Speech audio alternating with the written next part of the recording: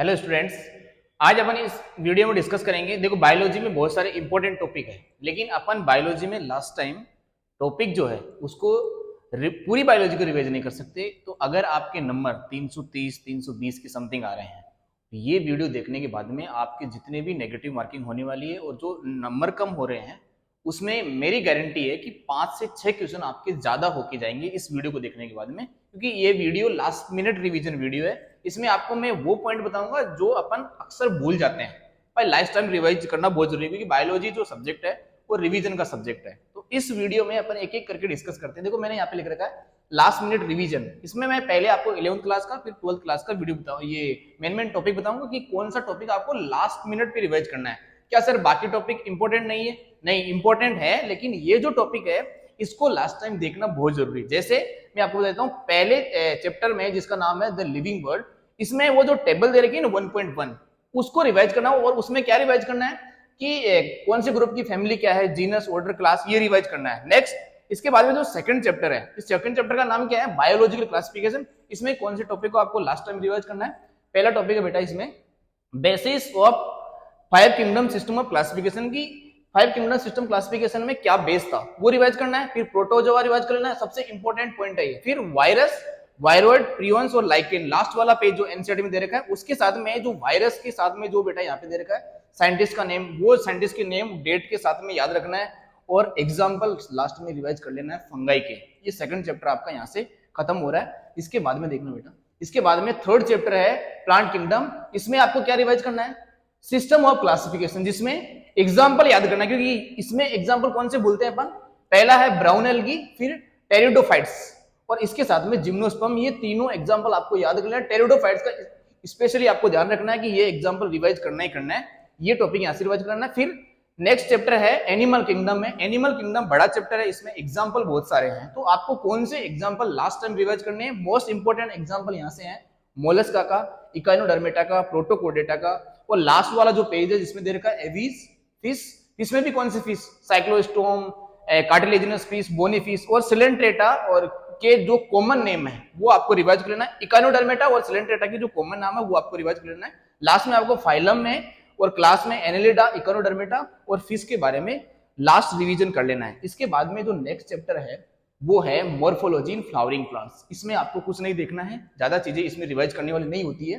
Family floral diagram, floral formula सबसे important है। इसके साथ में प्लेसेंटेशन और एस्टिवेशन। और फ्रूट्स में आपको एंडोस्पर्म और ये जो एंडोसियम और ये जो गाइनोसियम है ये रिवाइज कर लेना। लास्ट टाइम टॉपिक यही है। फिर है एनाटॉमी में आपको क्या रिवाइज करना है? देखो, सिंपल परमानेंट टिश्यू को पहले एनटी ने रिड्यूस कर दिया था, अब फिर से ऐड कर दिया। तो सिंपल परमानेंट टिश्यू एग्जाम्पल की सिंपल परमानेंट टिश्यू कहाँ पे मिलता है वो रिवाइज कर लेना है। इसके साथ में एनाटॉमी में आपको रिवाइज करना है ट्रांसफर सेक्शन ऑफ लीफ और स्टेम को, दोनों को रिवाइज कर लेना है। ये 7 चैप्टर है। इसमें जो स्ट्रक्चरल ऑर्गेनाइजेशन जो टिश्यू वाला पार्ट है वो टिश्यू वाले पार्ट को पहले रिड्यूस कर दिया था, फिर से एनटी ने ऐड कर दिया। इसमें आपको रिवाइज कर लेना है कि कौन सा टिश्यू कौन से ऑर्गन में मिलता है। जैसे लीवर में कौन सा टिश्यू मिलता है, फेलोपियन ट्यूब में कौन सा मिलता है और यहाँ पे ट्रेकिया में कौन सा मिलता है वो रिवाइज कर लेना है।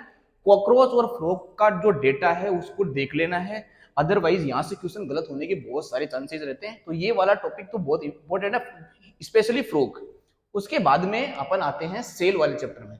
सेल वाले चैप्टर में सेल थियरी, जो पहले सिल्डन और स्वान ने जो सेल थियरी दी ना बेटा वो रिवाइज कर लेना है। फ्लूइड मोजेक मॉडल सिंगर और निकोलसन ने दिया वो रिवाइज कर लेना है। लास्ट में है साइटोस्केलेटल सिस्टम और न्यूक्लियस और माइक्रोबॉडीज, जो लास्ट वाला पेज है उसको रिवाइज कर लेना है। न्यूक्लियस में जो क्रोमोसोम है वो किस तरीके से, कि सेंट्रोमियर कहाँ पे प्रेजेंट है, वो सारी चीजें आपको रिवाइज करनी है। उसके बाद में चैप्टर आता है बायोमोलिक्यूल, सबसे इंपॉर्टेंट चैप्टर बायोलॉजी का। एंजाइम की जो मैकेनिज्म है, एक्शन दे रखा, ग्राफ दे रखा ना, एक्टिवेशन एनर्जी, वो सब रिवाइज कर लेना है। इसके साथ में आपको रिवाइज करना बेटा एंजाइम, जो लास्ट पेज पे एंजाइम दे रहा है ना, हाइड्रोलाइजेज है ना, वो लाइगेज, वो एंजाइम के 6 टाइप दे रखे हैं वो आपको रिवाइज कर लेना है। और इसके अलावा बायोमोलिक्यूल में आपको जो टेबल दे रखी है, स्पेशली टेबल आपको सभी रिवाइज करनी है, क्योंकि नीट में जितनी भी टेबल है वहां से क्वेश्चन आया है। आप प्रीवियस ईयर में जब भी क्वेश्चन सोल्व किया होगा आपके सामने आया होगा। फिर आता है सेल साइकिल और सेल डिवीजन। सेल साइकिल और सेल डिवीजन में कुछ भी रिवाइज नहीं करना, लास्ट वाला पेज देख लेना जिसमें आपको प्रोफेज फर्स्ट की बाकी सारी सब फेजेस देख लेनी है।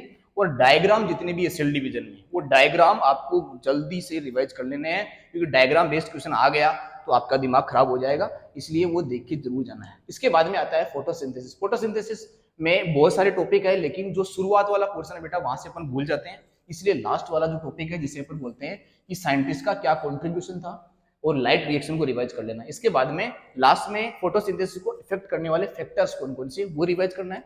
इसके बाद में रेस्पिरेशन इन प्लांट में आपको ग्लाइकोलाइसिस के एंजाइम, सारे एंजाइम याद नहीं करने, लेकिन आपने इंपॉर्टेंट स्टेप वाले एंजाइम याद रख रखे होंगे। क्रेब्स साइकिल के दो एंजाइम सिट्रेज सिंथेटेज कहां पे बनता है, एटीपी का कैलकुलेशन कैसे किया जाता है, क्रेब्स साइकिल को देख लेना है। और ईटीएस में जो इलेक्ट्रॉन का फ्लो चलता है ना, उसको आपको रिवाइज कर लेना है। ये बहुत इंपॉर्टेंट पार्ट है एंजाइम में। और माइटोकॉन्ड्रिया में जो ईटीएस का सिस्टम चलता है वो आपको याद रखना है। और लास्ट में जो है एम्फीबोलिक पाथवे कि लिपिड कहां पे ग्लाइकोलाइसिस में एंटर करता है और कहां पे ये जो प्रोटीन एंटर करता है। इसके बाद में लास्ट वाला टॉपिक है प्लांट ग्रोथ एंड डेवलपमेंट। इसमें आपको कुछ नहीं करना है, हार्मोन का रोल, और हार्मोन भी स्पेशली कौन सा, जिब्रेलिक एसिड और इथाइलिन। और लास्ट में वर्नेलाइजेशन टॉपिक है, उसको रिवाइज कर लेना है। इसके बाद में अपन चलते हैं आगे, किसमें अपन चलते हैं ह्यूमन फिजियोलॉजी में। ह्यूमन फिजियोलॉजी का पहला चैप्टर है रेस्पिरेटरी सिस्टम। रेस्पिरेटरी सिस्टम में ये रेस्पिरेशन की जो बेटा वॉल्यूम है वो आपको रिवाइज कर लेना। यहाँ से हर बार क्वेश्चन आता है तो यहाँ से ये रिवाइज कर लेना है। और पार्शियल प्रेशर ऑफ CO2 और पार्शियल प्रेशर ऑफ ऑक्सीजन यहाँ पे रिवाइज देख लेना है।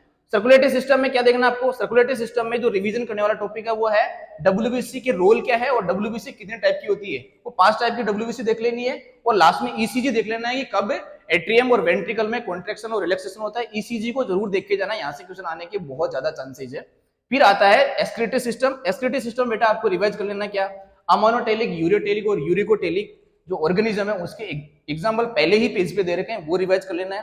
फिर आपको एक्सक्रीटरी सिस्टम में रिवाइज करना है रीएब्जॉर्प्शन एक्टिव पैसिवली, किस किस पार्टिकल का एक्टिवली और पैसिवली रीएब्जॉर्प्शन होता है। और लास्ट में आपको रिवाइज करना है रेनिन एंजियोटेंसिन सिस्टम और हीमोडायलिसिस जो है वो आपको बेटा रिवाइज कर लेना अच्छे से। और उसके बाद में बेटा आपको चलना है 12th क्लास में, ये जो लास्ट चैप्टर है movement and locomotion. Movement and locomotion में पूरे चैप्टर को रिवाइज नहीं करना है। एक तो आपको यहाँ पे देख लेना है कि मसल कॉन्ट्रैक्शन कैसे होता है, वो सारी चीजें मसल कॉन्ट्रैक्शन की मैकेनिज्म देख लेनी है। और जॉइंट जो है मोस्ट इंपॉर्टेंट है, जॉइंट और बोन। तो बोन के बीच में जो भी जॉइंट्स है वो आपको देख के रिवाइज जरूर करके जाना है। नर्वस सिस्टम में रिवीजन करने की कोई नीड नहीं है, अगर चैप्टर आपको समझ में आ रखा है तो रिवाइज करने की कोई जरूरत नहीं है। केमिकल कोऑर्डिनेशन में आप बेटा थायराइड ग्लैंड, पिट्यूटरी ग्लैंड एक स्पेशली और लिख लो, और GIT। तो मैं यहाँ पे मेंशन कर देता हूँ कि पिट्यूटरी ग्लैंड जो है उसको एक बार आप और रिवाइज जरूर करिएगा, ओके। और उसके बाद में अपन बेटा चलते हैं कहाँ पे, उसके बाद में अपन चलते हैं 12th क्लास में। पहला चैप्टर है sexual reproduction in flowering plant. इसमें आपको लास्ट वाला पेज रिवाइज करना है, क्योंकि बाकी जो मेन कॉन्सेप्ट है वो आपने अगर पूरी साल में ढंग से पढ़े हैं तो वो आपको रिवाइज करने की बिल्कुल जरूरत नहीं है। एपोमिक्सिस को लास्ट में पढ़ लेना है, पोलेन पिस्टल इंटरेक्शन को पढ़ लेना। ये मेरे यहाँ पे थोड़ी स्पेलिंग मिस्टेक हुई है, एपोमिक्सिस यहाँ पे लिखा हुआ है, पोलेन पिस्टल इंटरेक्शन लिखा हुआ है। फिर यहाँ पे बेटा सेकंड चैप्टर है ह्यूमन रिप्रोडक्शन। ह्यूमन रिप्रोडक्शन में कौन सा ऑर्गन एम्ब्रियोनल डेवलपमेंट में कौन सा पार्ट कब बनता है, ये एनसीईआरटी से डिलीट कर दिया गया लेकिन वापस ऐड कर दिया है एनसीईआरटी ने, तो यहाँ पे एनटीए ने। तो ये वाली चीजें आपको दोबारा से रिवाइज कर लेनी है। और एक मेंस्ट्रुअल साइकिल के जो हार्मोनल लेवल है वो किस तरीके से चेंज होता है उसको आपको बेटा दोबारा से देख लेना है। और इसके बाद में सबसे इंपॉर्टेंट छोटा सा चैप्टर है लेकिन हर बार 2 क्वेश्चन यहाँ से आते हैं, रिप्रोडक्टिव हेल्थ। रिप्रोडक्टिव हेल्थ में जिप्ट, गिफ्ट और ईटी और यहाँ पे IUT, ये जो यहाँ पे टेक्निक्स है, इन टेक्निक्स को जरूर रिवाइज करना है बेटा। तो ये तीनों चैप्टर में आपको समझ में आ गया होगा क्या रिवाइज करना है। इसके बाद में आता है principle of inheritance. Mendelian genetics में आपको क्या रिवाइज करना है। देखो मेंडेलियन जेनेटिक्स बड़ी है लेकिन आपको मोनोहाइब्रिड डाइहाइब्रिड क्रॉस के रेशियो याद करना, जीनोटाइप फिनोटाइप याद कर लेना है। उसके बाद में लिंकेज सबसे इंपॉर्टेंट, मेंडेलियन डिसऑर्डर जिसमें हीमोफीलिया और जो सिकल सेल एनीमिया वो रिवाइज करना है। क्रोमोसोमल डिसऑर्डर में आपको एन्यूप्लोइडी क्या होता है वो रिवाइज कर लेना है। मॉलिक्यूलर बेस ऑफ इनहेरिटेंस में लास्ट वाले जो टॉपिक है डीएनए फिंगरप्रिंटिंग HGB, क्योंकि बाकी जो चैप्टर है वो तो बहुत ही कॉन्सेप्चुअल चैप्टर है, ये लास्ट वाला डेटा है DNA fingerprinting, human genome project का डाटा और आरएनए के टाइप क्या है, आरआरएनए में कौन कौन से टाइप है वो लिख देना। लास्ट में एक लेक ओपेरॉन करके ZYA जीन में कौन सा एंजाइम किस आरएनए से बनता है वो भी आपको रिवाइज करना है। इवोल्यूशन में आपको पूरे चैप्टर में से लास्ट में जो ह्यूमन की क्रेनियल कैपेसिटी दे रखी है बस वही रिवाइज करना है। उसके बाद में बेटा चैप्टर आता है ह्यूमन हेल्थ एंड डिजीज में। ह्यूमन हेल्थ एंड डिजीज में आपको इम्यूनिटी रिवाइज कर लेना है और उसके बाद में आपको ड्रग्स, डिजीज के सिम्टम्स और लिम्फोइड ऑर्गन रिवाइज कर लेना है। ह्यूमन हेल्थ एंड डिजीज में बाकी चीजें आपको रिवाइज करने की जरूरत नहीं है। एक छोटा सा टॉपिक आप और ऐड कर सकते हैं साथ में, क्या एक आप यहाँ पे ऐड कर सकते हैं प्लाज्मोडियम का लाइफ साइकिल।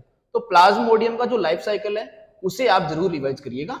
इसके अलावा आपको ज्यादा रिवीजन करने की बिल्कुल जरूरत नहीं है। फिर माइक्रोब्स में आप एंजाइम जो कि सिट्रिक एसिड किससे बनता है और जो बोतल जूस होता है उसमें किस तरीके से अपन उसको ट्रांसपेरेंट बना देते हैं, और बीओडी क्या होता है, और सबसे इंपॉर्टेंट टॉपिक है वो एसटीपी है। ये जो एसटीपी वाला टॉपिक बेटा आपको जरूर रिवाइज करना है। इसके बाद में बायोटेक्नोलॉजी प्रिंसिपल वाला जो टॉपिक है उसमें आपको पीबीआर 322, ये यहाँ से गायब हो गया, पीबीआर ऊपर आ गया, पीबीआर 322 के जो रेस्ट्रिक्शन एंडोन्यूक्लियस के एंजाइम दे रखे हैं वो यहाँ पे आपको रिवाइज करना है। एनसीईआरटी में क्लोनिंग वेक्टर प्लांट में क्या होता है, बैक्टीरिया में क्या होता है, एनिमल में क्या होता है, उसके साथ में इसका ईयर भी याद रख लेना है, और पीसीआर में जो टेम्परेचर है और उसके साथ में जो स्टेप दे रखी है वो भी आपको जरूर रिवाइज करनी है।